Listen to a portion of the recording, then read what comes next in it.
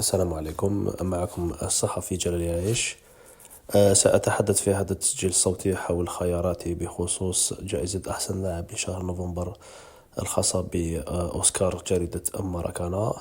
بالنسبة لي أحسن لاعب لشهر نوفمبر، جائزة تعود طبيعيا ليوسف بليلي الذي كان مؤثرا في نتائج فريقه مولودية الجزائر، وقدم أداء راقي. لما نتكلموا على بداية الموسم مثالية، لاعب لحد الآن برهن قدراته الفنية وكذلك طاقته القوية داخل وخارج الميدان. أثر على اللاعبين بخصوص اللعب الجماعي بتسجيل أهداف، تمريرات حاسمة، وكذلك جلب الطاقة الإيجابية في المولودية رفقة بالعمري ولاعبين آخرين. نظن أنه كان مؤثر. ولما نتكلم على نتائج الشهر نوفمبر، المولودية فازت في ملعب بوم زراق على جمعية شلف بهدف 0 من تسجيل يوسف بلايلي من ضربة جزاء. كذلك فازت برباعية نظيفة بملعب 5 جويلية على شبيبة الثورة، ويوسف سجل هدفين. ما نساوش انه بالليلي سجل ثلاثيه في مدينه واتسوف، والفوز عاد المولوديه امام اتحاد سوفي ب4 أهداف 3، ويوسف قاد المولوديه للفوز في واتسوف. نظن انه لحد الآن وخاصة في شهر نوفمبر، الآمال التي كانت معلقة على يوسف بالليلي بعد تجاربه الفاشلة في فرنسا وفي بريست وفي أجاكس وكذلك في الخليج في قطر والسعودية، نظن أنه بالليلي لحد الآن علامته يعني علامة مسجلة في المولودية وأداء راقي.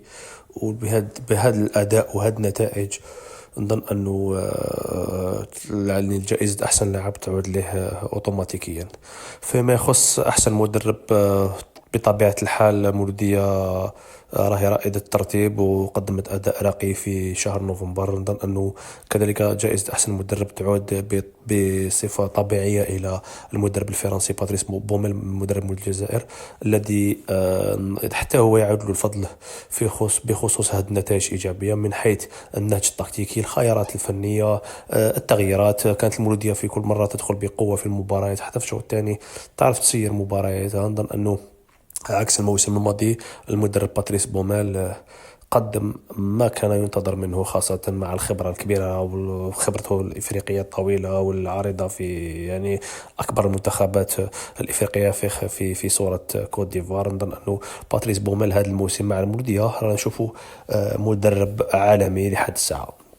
فيما يخص جائزة أحسن لاعب محترف، نظن أنه لاعب وفاق سطيف والمهاجم السابق لوفاق سطيف محمد الأمين عمورة ترجع عليه يعني الجائزة أو هذا يعني الامتياز، خاصة أنه منذ التحاقه بهذا الموسم بالبطولة البلجيكية راه يقدم في أداء راقي، تسجيل أهداف بعدد معتبر، وكان فعال وسمح للفريق تاعو الجديد يعني بالفوز بعدة مباريات وصنع الاستثناء. نظن أنه بعد تجربته في سويسرا، نظن هذا الموسم راه يأكد مستواه الراقي والأمل المعلقة عليه، وكذلك المعنويات الذهنية اللي عنده، وكذلك القدرات البدنية، وكذلك السرعة. وين شفناه في البطولة البلجيكية في شهر نوفمبر كان هداف، حتى في بطولة الأوروبا ليغ لعب مباريات كبيرة وقدم أداء راقي، خاصة أمام نادي تولوز الفرنسي ولا ليفربول الإنجليزي. ما نساوش كذلك أنه هذا اللاعب كان لاعب فعال في مباراة المنتخب الوطني بالموزمبيق، وسمح المنتخب الوطني في العودة بالفوز من الموزمبيق، وكان يعني بشكل فعال عنده أثر إيجابي على الفريق، وصنع أهداف يعني هدفين، مما سمح المنتخب الوطني بتعميق الفارق في صدارة التصفيات الخاصة بكأس العالم 2026. بخصوص اللاعب يوسف بالليلي، فيما يخص سؤال يعني جريدة ماراكانا، نظن أنه يوسف بالليلي عنده نقولوا حظوظ وافرة، وعنده كامل حظوظه باش يكون إن شاء الله ضمن قائمة الناخب الوطني جبل بالماضي. لأنه أولا القائمة راح تكون ب27 لاعب وليس ب23 لاعب.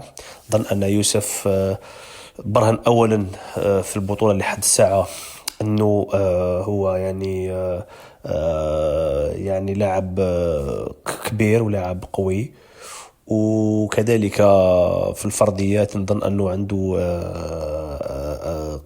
قوة كبيرة في المواجهات واحد ضد واحد. نظن أنه فرديا بالليل يبقى من أحسن اللاعبين اللي عندنا في الجزائر.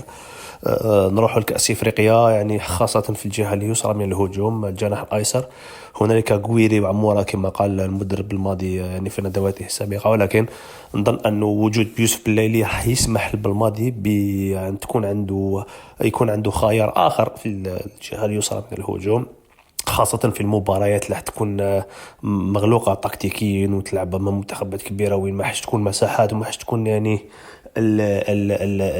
الاسباس اللي يحبوا لاعب مثل عمورة. نظن أنه يوسف بالليلي في الجوال واحد كونتر واحد يعني يقدر يصنع الفارق ويكون يعني لاعب اللي يجيب يعني نقاط ثالث ولا يكون السم القاتل في الفرق الإفريقية. نظن أنه تواجد يوسف بالليلي بعد ما قيل الكثير عنه بعدما عاد البطولة المحلية، نظن أحسن ما شيء فعله هو العودة للجزائر، أعاد مستواه، أعاد أرقامه، أعاد اسمه للواجهة، وفي وقت وجيز سمح له أنه يكون يعني عنده فرصة وفيرة ولا فرص يعني من أجل الوجود في المنتخب الوطني.